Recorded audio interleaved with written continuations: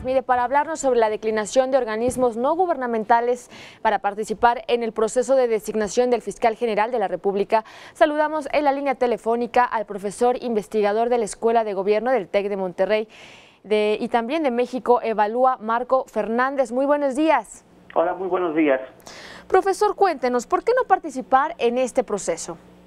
Pues mira, porque desde el punto de vista de los distintos integrantes de los colectivos Fiscalía que Sirva y Vamos por Más, consideramos que pues hay defectos muy importantes en el proceso. De entrada, pues la imposibilidad de una participación seria, no solo de la sociedad civil, sino de los propios legisladores en el proceso de revisión de quienes van a aspirar a ser fiscal general del país, un cargo en verdad fundamental para el país.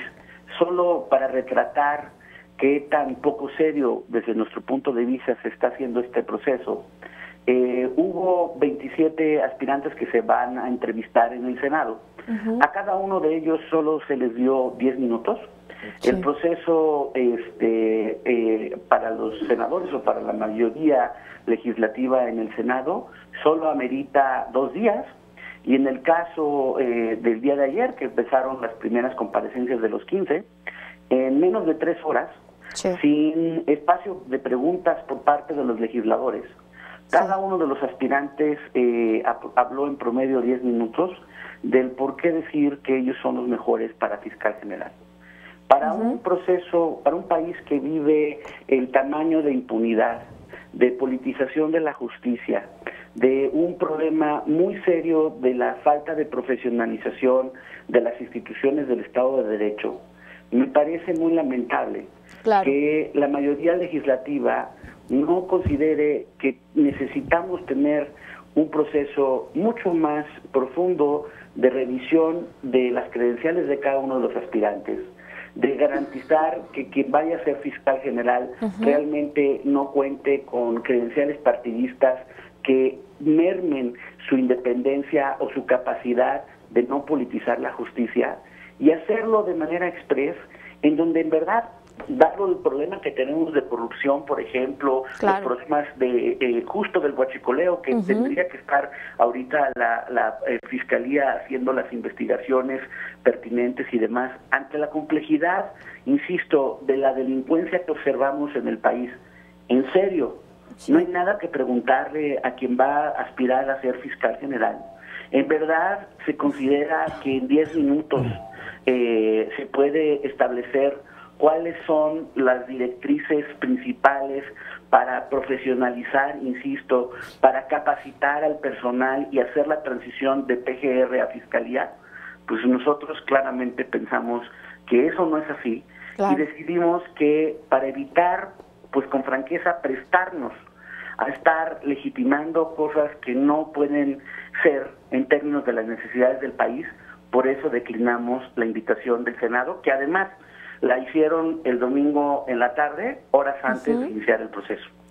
Claro, tratándose de una figura tan importante, yo creo que sí deberían darse el tiempo, ¿no? Y que no quedaran dudas de la capacidad de esta persona, porque al final de cuentas, pues estamos hablando que se trata del fiscal general, ¿no? Y al hacer esto tan rápido, como bien menciona, profesor, pues pareciera que se trata de una simulación. Pues con toda franqueza, sí.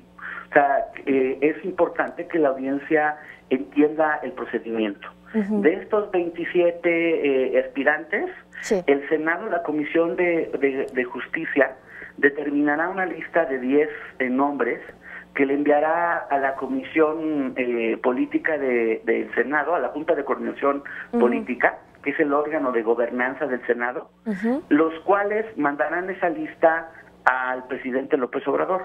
Él, a su vez, de esos 10, tendrá que seleccionar a 3, hará una terna que regresará al Senado ahora que en febrero, cuando empiece el periodo ordinario, y eventualmente el Senado tendrá que aprobar por mayoría de 2/3 partes a uno de estos 3 integrantes como fiscal general. El acuerdo, tengo aquí enfrente de mí la copia del acuerdo de la Junta de Coordinación Política, que se dio a conocer desde el pasado 20 de diciembre, En ningún momento establece, insisto, uno, que el Senado siquiera vaya a tener la obligación, la Comisión de Justicia o la Junta de Coordinación Política, de fundamentar, motivar, explicar a la población con claridad por qué de los 27 escoge a 10. El procedimiento legal tampoco obliga al presidente a explicar por qué de los 10 va a escoger a 3. Entonces, sí quiero en verdad transmitirle a ti y a tu audiencia que esto no es una cuestión solo mero de legalismo, sino que entendamos la tragedia de justicia y de impunidad a la que nos sometemos y cómo, a pesar de que estamos ante esa tragedia, nuestra clase política, nuestra mayoría de la clase política, no se toma en serio las cosas y está ahí la tentación de ahora tener un fiscal carnal, pero guinda. O sea, primero nos molestábamos por el fiscal carnal tricolor del PRI. Y ahora digo, vamos a dejar las cosas claras. Está la tentación de imponer a uno de los personajes cercanos al presidente López Obrador. Entonces, claramente todo el procedimiento sí está hecho de forma tal que es una mera simulación que la verdad del país no se merece ante la crisis que estamos enfrentando de justicia, violación de derechos humanos y corrupción. Así es. Profesor Marco Fernández, muy buenos días, los saluda Alejandro Alfaro. Muy buenos días, Alejandro. Profesor, sin duda, nombres que no deberían de estar ni siquiera en la lista, ¿no? Un Bernardo Batis, un Alejandro Gertz Manero, cuando pues la bandera era pelear por una fiscalía totalmente independiente. Sin duda alguna, con franqueza, coincido. Sí, son personajes destacados, con credenciales académicas, pero con un profundo perfil partidista. Y justo los que hoy son legisladores de Morena, muchos de ellos fueron también legisladores en la legislatura pasada.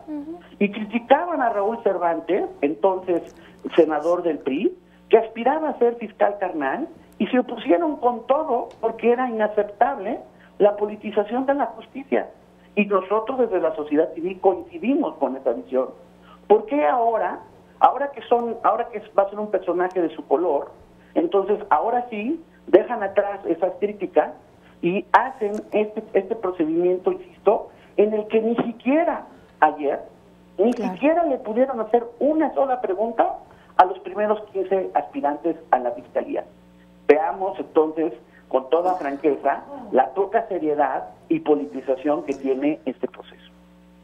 Profesor Marco Fernández, investigador de la Escuela de Gobierno del TEC de Monterrey, investigador de México Evalúa, muchas gracias por conversar con nosotros esta mañana aquí en el canal del Congreso de la Ciudad de México. Muchas gracias por estos datos y si nos lo permite lo estaremos buscando más adelante.